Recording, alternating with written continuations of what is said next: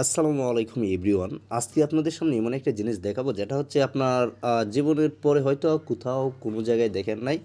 তবে সব কিছু নিত্য নতুন তৈরি করে হচ্ছে চায়না বা অন্য কোনো ক্রান্তি, কিন্তু আজকে আমাদের বাংলাদেশে নতুন একটা জিনিস তৈরি হয়েছে, যেটা হচ্ছে রমাদানকে রাস্তায় নেমে মিছিল আকারে মানুষের মতো শুভেচ্ছা জানানো। এটাই হচ্ছে, এবং আমরা এটার কমেন্টগুলো পড়বো আসলে এটা পার্সনগুলো বাংলাদেশের কেমনভাবে নিচ্ছে ওই জিনিসটাই দেখবো মূলত এই ভিডিওতে। তো চলেন স্টার্ট করি কমেন্ট পড়া, এবং আগে একটু কথা শুনি।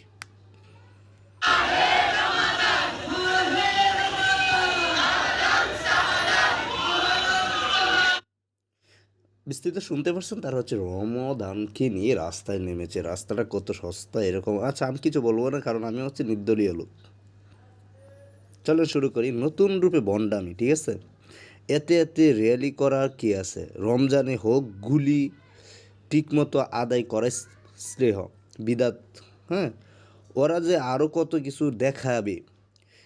বাসার ঘর সাজিয়ে রমজান মুবারক, বাসুর ঘর সাজিয়ে রমজান মুবারক। আয়োজন খুব সুন্দর হয়েছে। একটা জিনিস বুঝলাম না, এই বটবাহিনী কি সবসময় আলোচনাতে থাকতে চায়? এটা কোন দেশি সংস্কৃতি? বাংলার নয়তো আরবি কি এমন হয় জানি না তো, কেউ জানলে জানাবেন প্লিজ। পয়সা কোথায় খরচ করবে জায়গা পায় না।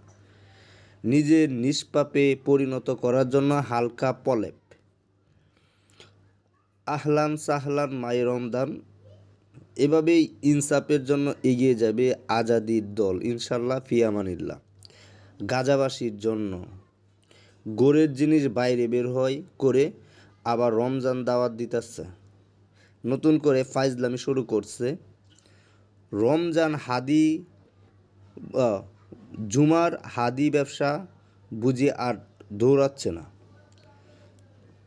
বাসায় কাজ নাই তো, নতুন রূপে বন্ডামি। মাহে রমাদান, জুমার নম্বর লাগবে কারো থাকলে দেন। হেতে আগে থেকে অনেক সুন্দর হয়ে গেছে সাদেক কায়ুমের পাওয়ারে। এগুলো আমাদের সংস্কৃতি। বাসায় যে রান্না বান্না করে কাজের লোকের আরাম হবে। ইনসাফ থমকে থমকে আছে। নেকামি ভাইরাল হতে চাই এরা। Wow so cute. দল যার যার, কিন্তু সমবয় এনসিপি শিবির রাজাকার পি টানোয়ার দায়িত্ব সবার, বলেছে সাধারণ জনগণ। আর কত নিজেকে রাস্তায় বিলিয়ে দিবি? দেশে কি পুরুষ লোকের অভাব পড়ছে? পবিত্র রমজান মাসে মেয়েদের রাস্তায় বেহায়া মতো মিছিল নাম করে চিল্লাতে হবে? আর কত ভণ্ডামি দেখতে হবে আমাদের?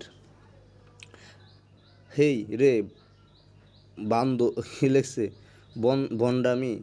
যেখানে মেয়েদের পর্দা করা দরকার সেখানে টিনটিন। আচ্ছা, জুমারে দেখলে মনে হয় একটু লুচ্চা টাইপের। ভণ্ডামি আর শেষ নাই।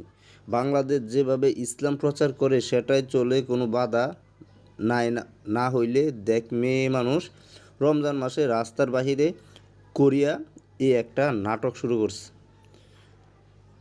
সর্দি ফরহেজগার হয়ে গেছে ফরহেজগার মহিলা সব। রোজা মাইয়া দিন রে বেঠায়েন গালায়ও দিথাম পারাম না।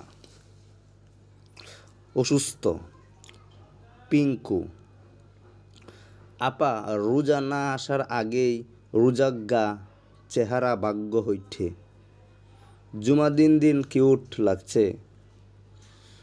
আপনি কি আল্লাহকে চিনেন? আল্লাহকে কেমন আছেন? এলেছে যদি ধর্ম তোমার বুদ্ধিমাত্রাকে অপমান না করে, তাহলে এর কারণ হলো তোমার কোনো বুদ্ধিমাত্রা নেই। রাস্তা যাদের জন্ম তারা সবসময় রাস্তায় থাকে। এরকম অনেক হাজার হাজার কমেন্ট আছে যেগুলো পড়লে অনেক সময় লেগে যাবে।